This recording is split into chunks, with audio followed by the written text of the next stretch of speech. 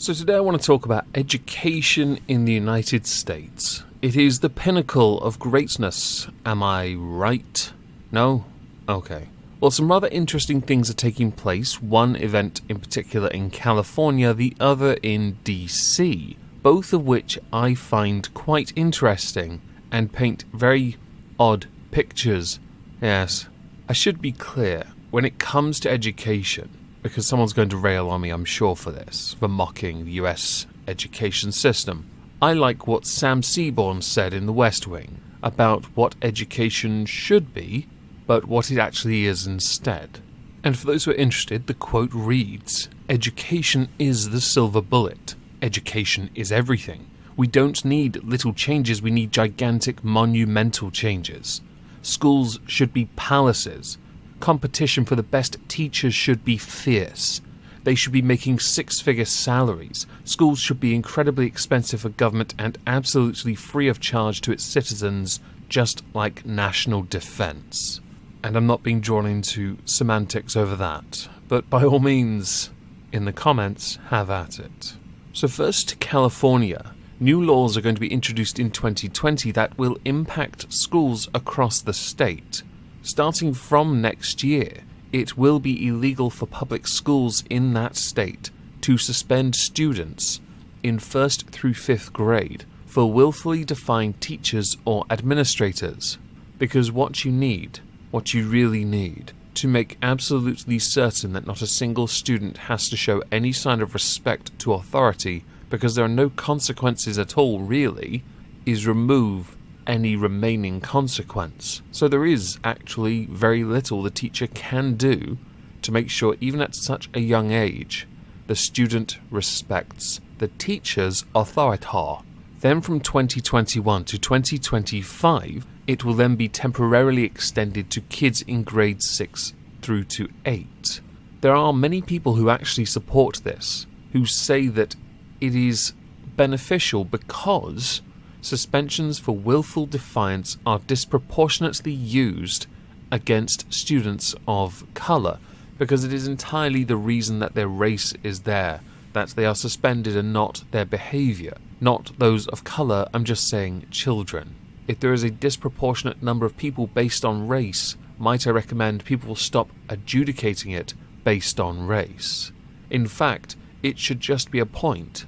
If a student is suspended, they are suspended for willful defiance of the teacher and or administrator, those who are supposed to be in charge to make sure the students that are behaving get the very best education, and those that are being less than helpful and are not truly benefiting from the education system are not in the classroom, where they could then continue to disrupt the education, which is another key point really. If those same students don't have to obey the teacher and can just essentially put their fingers in their ears and go la la la, I can't hear you, all day long, because as we all know, kids have ridiculous reserves for bloody-mindedness and energy, it will then impact negatively on the other students in the classroom who are unable to benefit from what they are supposed to learn from the teachers who now have no power. Now, I get a point that can be made by a number that will say, yes, but they are children. If they are just learning respect and done through a measured and peaceful manner, people might learn it. And you may have a point there, but there are situational circumstances, depending on where that child is raised, who raises that child, as in, are the parents soft, strict, attached, free-ranged, and whether or not that child has friends and family around them that are also a positive and or negative influence on their life. Yeah, I bother to consider the factors. There are many of them. Therefore, I would say as a deterrent, it is beneficial to remain with some semblance of power, because if there is none at all, are they going to just respect the teacher for being a teacher, or are they going to do what I think they're going to do, and that is disrupt the classrooms, affecting everyone else? Interestingly, there are other measures about to be introduced as well.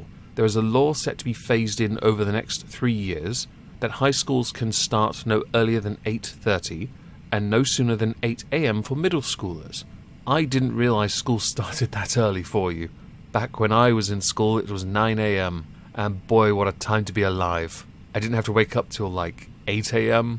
I'd roll out of bed and take my sweet-ass time because my school was 5 minutes from my door and I didn't have to worry in the slightest.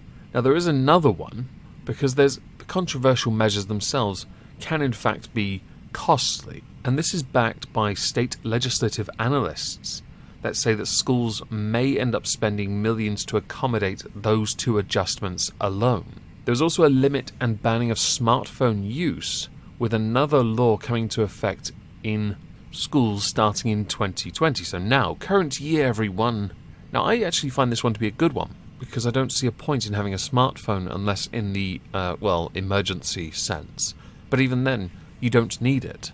You are there to learn. It's like when you go to work. For the most part, yes, some employees can get away with it in certain jobs, having their phone on them when their days are quite long. You can get away with it. And I know a few people who do it.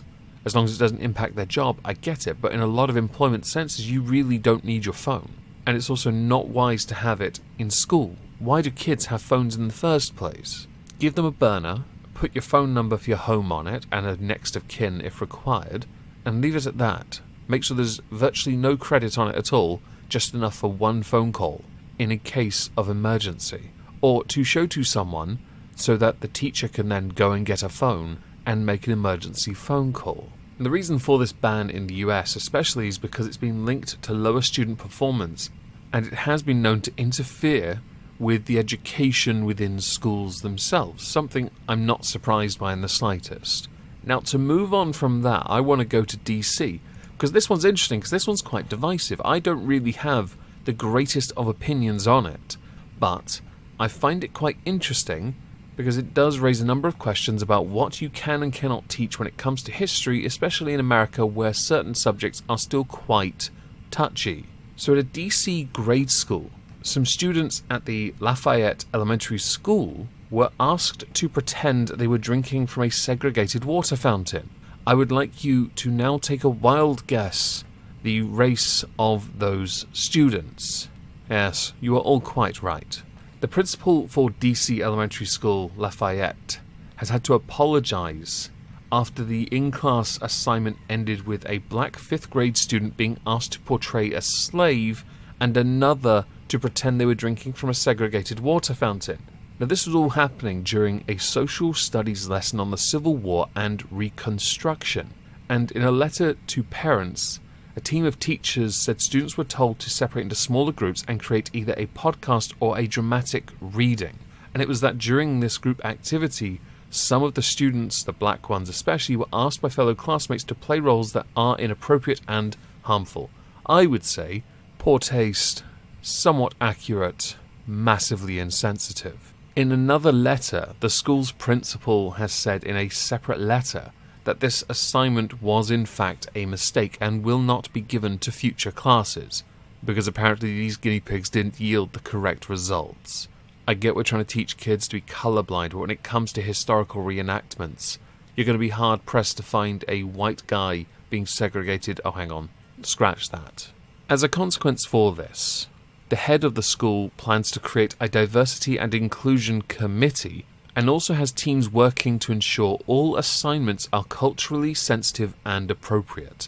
I think you should teach your history accurately so people fully understand and can truly grasp just how severe conditions in life was and why it was like that and why it can still be perceived as like that in a sense.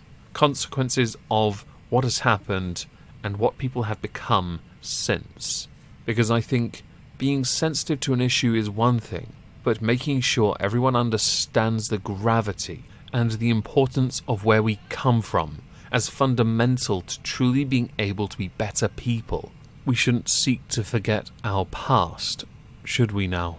I also want to take the opportunity to point out this is not the only school that has made one of these rather interesting decisions. Blades Elementary School in St. Louis, Missouri, there was a teacher placed on administrative leave for giving students an assignment that asked them to, and I'll quote, set your price for a slave. And in March last year, a private school in Bronxville, New York, held mock slave auctions with a 5th grade teacher urging white students to bid on black classmates. Wow. I mean, reenactment's one thing, but I have to say, and this is probably where I contradict myself a little, when you're taking young people, who we all want to raise to be equal and somewhat colourblind, to be honest, when you then go and teach history, and you then take someone because they don't understand it, and you shove them into that situation where they're then being sold, mock sold, that is really bad. That's a dick move. With this and the California rules, I'm very much interested to know what you think, so please do let me know in the comments below. As a final thing, I am streaming over on Twitch at 8 PM and on Moistski Live at 9:30 PM, and there is a new video on Moistski Live concerning the new EU chief's view on a Brexit extension. So if I don't see you over there tonight on Twitch or on Moistski Live, I hope you all have a fantastic Wednesday, and thank you all for listening.